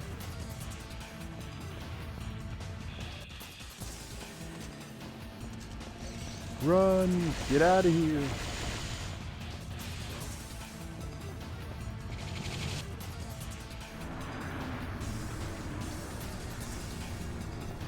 Alright. Now I have gotten to this point and accidentally fallen back in.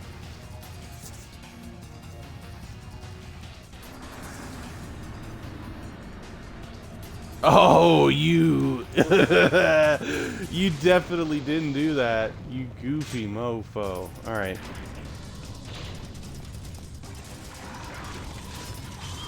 Excuse me, coming through. Pardon me, I meant it. Now the thing is, I might need to fight these guys. And it's fine if I do, I have no problems doing it. I just wanted to get them closer to the door. Might not have been the most efficient, but you know what? It's better to have your objective in sight than to get all turned around, I say.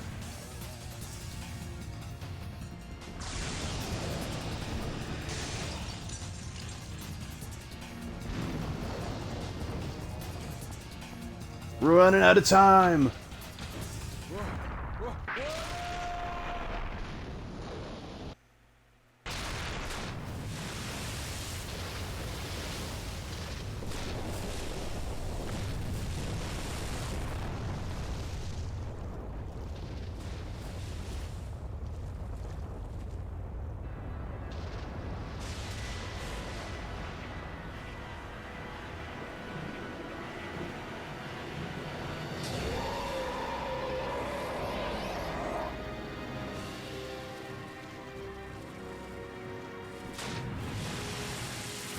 Has been opened.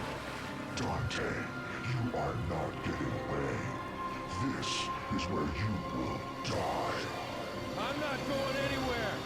Besides, there's no place to go. Look around. This will be your burial ground as well.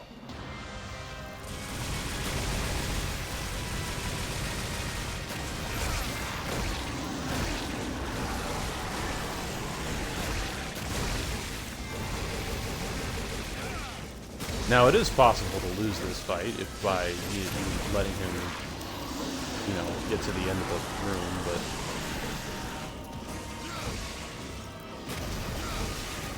He does take on quite the monstrous form. Here your powers are weak, human.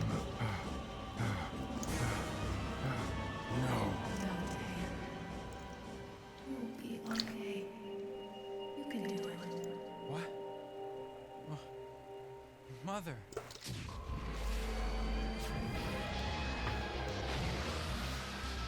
Dante, use my power! Trish!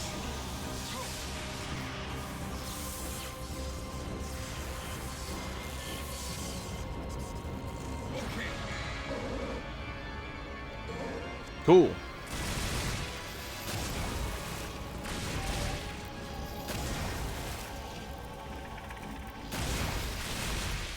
It looks like we have a winner.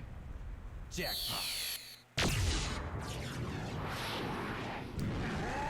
Now I don't know if the implication there is that Dante is weaker in the human realm than he is in the demon realm, but I mean, I don't know any real palpable. I don't notice any real palpable differences between the Goodbye. two. And when you do come back, give my regards to my son, will ya?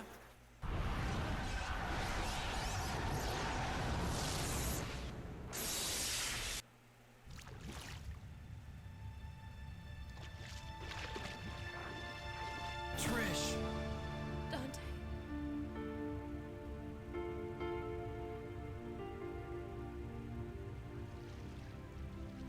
Dante. I. Trish. Devils never cry. These tears. Tears are a gift only humans have. We're too late.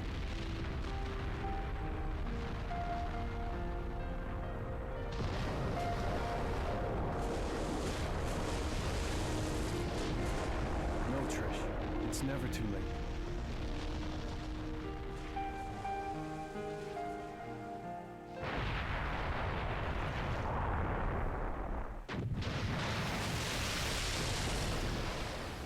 And we humans never give up. Are you ready? Yes!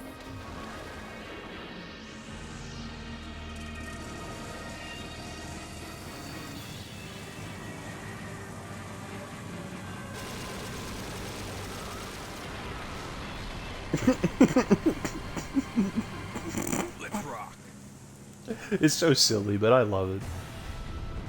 Alright, now for a section that, if I played this as a kid, I would say is my favorite, but now that I've played it as an adult, I see it kind of for what it is. A interesting, albeit random aside to end your 3D action game on, you know? And you can't do automatic fire. You're stuck burst firing this piece of crap. But that's fine. That's game over. It's short, it's inoffensive, and it's over quick. And it leads to the end of the game, which is a triumph. Good lord.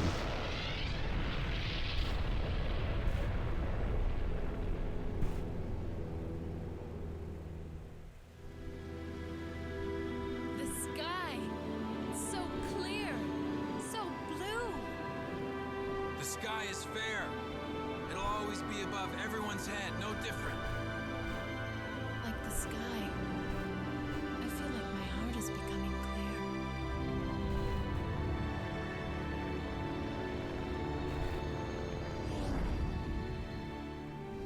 Let's not forget, though, the Underworld's evil is still alive. They will someday return. There's no need to worry, right? Because the world has the legendary Dark Knight Dante. And his sidekick.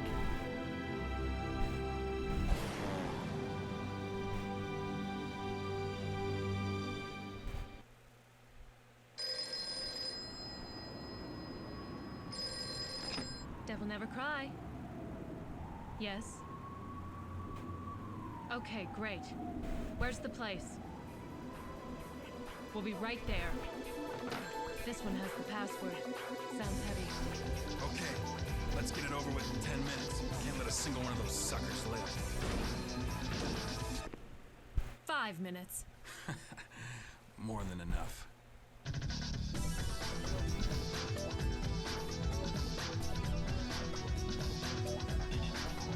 Alright. That was Devil May Cry. It's a fun game. To me, it is the baseline of what a 3D action game should be.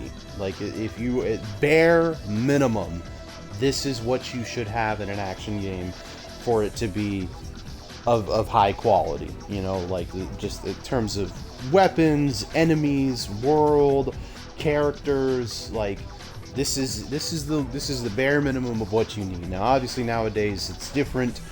Action games, the standard has changed, unfortunately for the worse, I think. But I mean, my opinion is that this game is the baseline upon which all other action games should meet. And I'm by no means an expert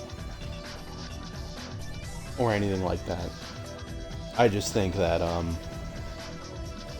this game in particular, I have an immense amount of respect for it. I have an immense amount of, you know, appreciation for it, although it is something that I would never willingly grow to master. It's just not something that appeals to me as a general rule. Now, go back and play it casually, 100%. I can do that, and I have, and I will continue to.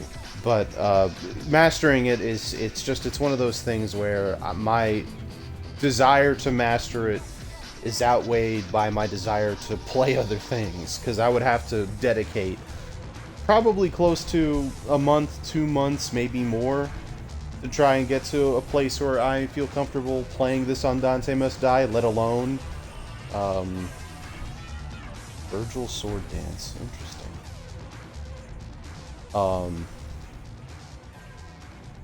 But yeah, I would have to, it would be a bit before I could play something else, essentially. It would have to just be Devil May Cry all day, every day.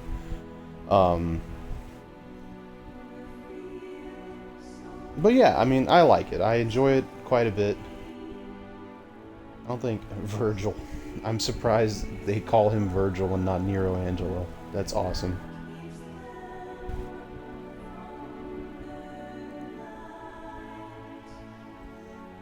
But yeah, next Devil May Cry game I'll play is probably the second one. I want to get all the blue orbs and stuff like that before I do commit to that. And playing Devil May Cry 2 is something of a process, something of a pain in the butt. But after having thought about it, I think if you're someone who wants to get into Devil May Cry, don't start with the Netflix series. Just don't. And this isn't me saying it's bad or it's not worth watching or anything like that. I think you owe it to yourself and you owe it to the series to start with this, to start with the first game, and believe in yourself that you can beat it, no matter how difficult it seems, because Kamiya believes that you can beat it. And that matters more than anything else. So yeah, definitely start with Devil May Cry 1, and from there, if you like it, 3, 4, 5, then the anime, and then if you really love it after that, play Devil May Cry 2. But yeah, what a game! Genuinely, what an amazing game, and I feel an immense amount of reverence and respect for everyone involved in the making of this.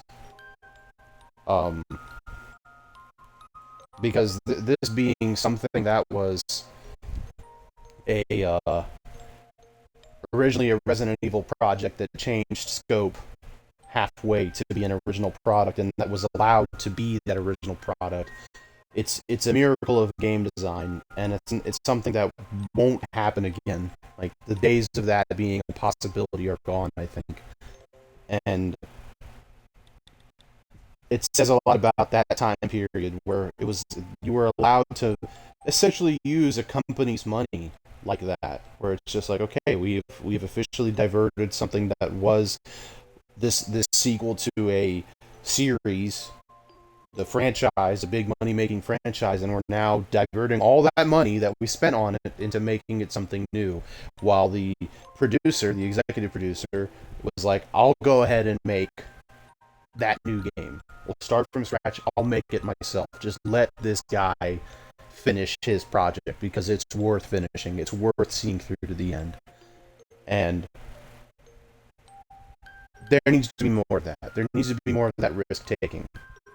And that's why it excites me whenever a company comes out, a big company comes out with something new, like with Capcom and Pragmata, and Capcom and Exoprimal. It's like, I'm there for it. Like, yes, make something new. Let's see what you've got. Like, I don't want to see the same things all the time. I want to see something new. And that desire for something new, that desire to make something new and allow for something new to be made, is how we got a truly legendary franchise. So, I think it's how we got Resident Evil. You know, Capcom at the time was known for, like, kids games, you know, Mega Man and stuff like that. And they were like, you know what, PlayStation rolls around, let's make a survival horror game. So, 100%, take risks. Do something that you normally wouldn't do, and just give it a try. It's worth it. Like, putting yourself in a position of discomfort to overcome something that seems impossible is worth doing. And that's why eventually I'm never going to close the door on potentially beating this game when Dante Must Die. Because I believe that I can. But again, it's personal hurdles that I need to overcome to do it. And it's something I would never ever stream. Because first of all, it wouldn't be pretty. And second of all, it's, to me, that's a deeply personal experience. But that's just me, though. Like, some people don't feel that way about games. Some people just view it as simple entertainment. And that's the beauty of it, right? The personal experience is yours. But with that all having been said, I want to say thank you for watching. I hope you enjoyed. I hope you found the experience to be satisfying, because I did. I thought it was great. I had a great time playing it.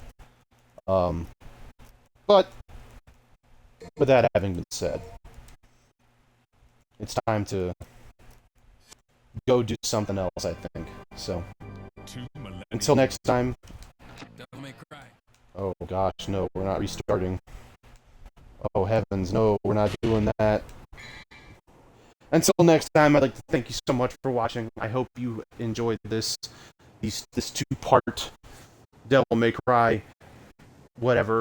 And join me next time for my next game, whatever that may be.